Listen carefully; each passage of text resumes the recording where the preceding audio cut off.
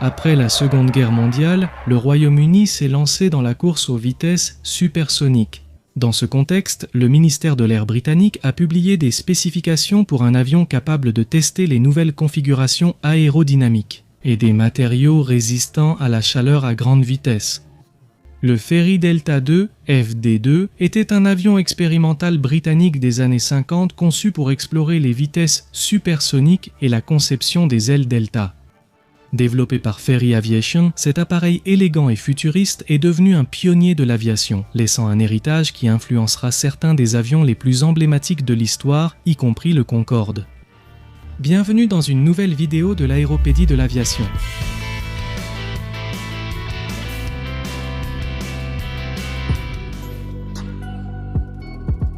Fairey Aviation, constructeur d'avions britannique, s'était penché sur la technologie des ailes Delta et avait soumis plusieurs propositions basées sur ce concept au ministère de l'Approvisionnement.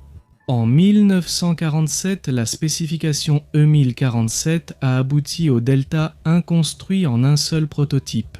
Il a effectué son premier vol le 12 mars 1951. Durant la première moitié des années 50, la Royal Air Force a mené des opérations de combat, qui étaient capables de voler à des vitesses très élevées et à de grandes altitudes. Comme remplacement à long terme de son inventaire existant d'environ 700 avions de chasse à réaction de première génération, à l'époque, on sentait que la Grande-Bretagne accusait un retard dans la conception d'avions supersoniques, ce qui créait une pression pour y remédier. Des événements comme la guerre de Corée et les avancées rapides en aérodynamique supersonique. Les structures et les moteurs aéronautiques de l'industrie aéronautique britannique ont eu pour effet d'augmenter la demande, les capacités des nouveaux chasseurs ainsi que l'amélioration de versions existantes ou émergentes, comme le Hawker Hunter ou le Gloster Javelin. Après le Delta 1, le ministère de l'Approvisionnement a demandé à Fairey de mener un programme dans le but de réaliser des recherches transsoniques en développant un avion bimoteur de grande portée. Le ministère n'était pas enthousiaste pour la configuration bimoteur, principalement à cause d'un projet concurrent déjà en cours pour produire un avion supersonique bimoteur futur English Electric Lining. En février 1949, on a proposé que Fairey étudie un avion transsonique monomoteur en alternative. À la fin de cette année-là, la compagnie avait produit son nouveau projet, dont découlerait directement le Fairey Delta II ou FD2. Les données issues du modèle précédent ont aussi été précieuses pour le programme FD2, en plus de la recherche de haute performance.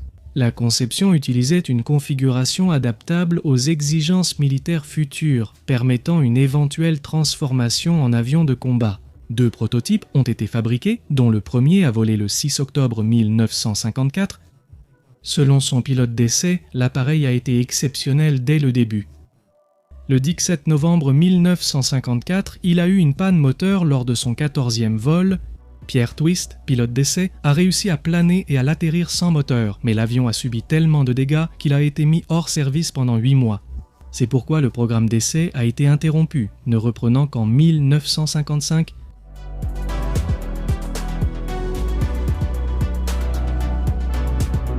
Lors des premiers vols, des tests répétés en supersonique ont eu lieu au sud de la Grande-Bretagne.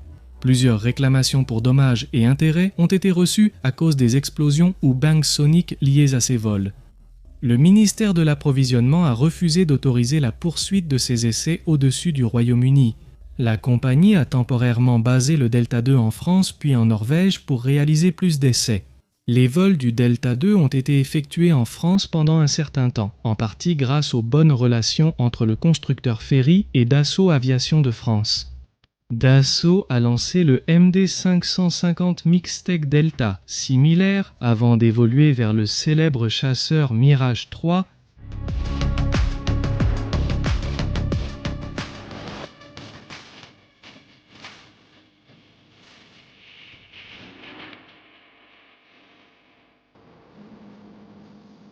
En février 1956, le deuxième Delta II a volé pour la première fois. En septembre, les 2 appareils ont fait des démonstrations au salon aéronautique de Farnborough. À partir de 1958, le FD2 a participé à plusieurs projets de recherche et essais en vol, y compris des études sur les performances des tuyères, entrecoupées de périodes de stockage.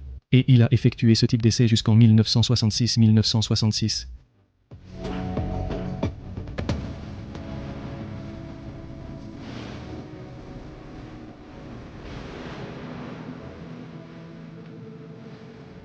En août 1955, le Delta II a volé à des vitesses supersoniques sans utiliser la post-combustion, car le programme d'essai n'en exigeait pas encore l'utilisation. À ce moment, de nombreux membres de l'équipe ont reconnu le grand potentiel de vitesse du FD2 au-delà de tout autre avion construit en Grande-Bretagne à l'époque, à ce moment-là.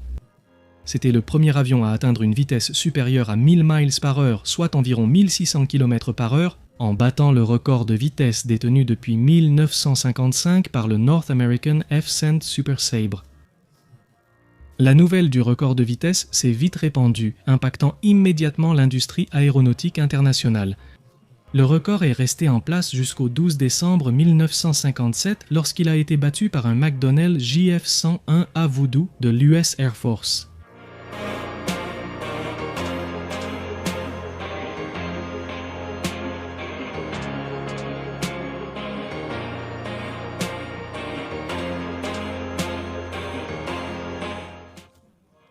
« 1600 km pour certains et plus d'1 million de kilomètres à grande vitesse pour les derniers. Ce fut le premier avion à dépasser cette vitesse. À quelle époque cela s'est-il produit? L'île 2 a-t-il été identifié?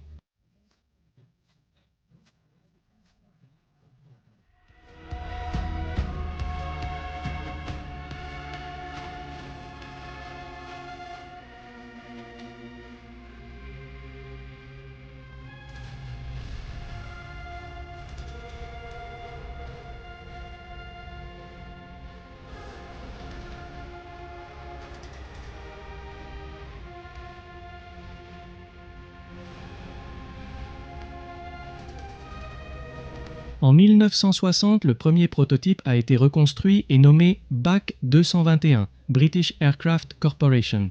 Son principal objectif était de mener des essais aérodynamiques pour le développement du transport supersonique Concorde.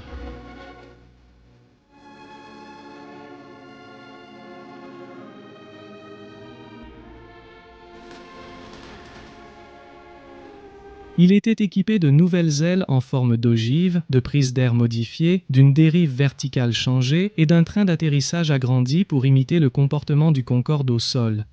Il a réalisé de nombreux essais de 1964 à 1973, date de son retrait du service.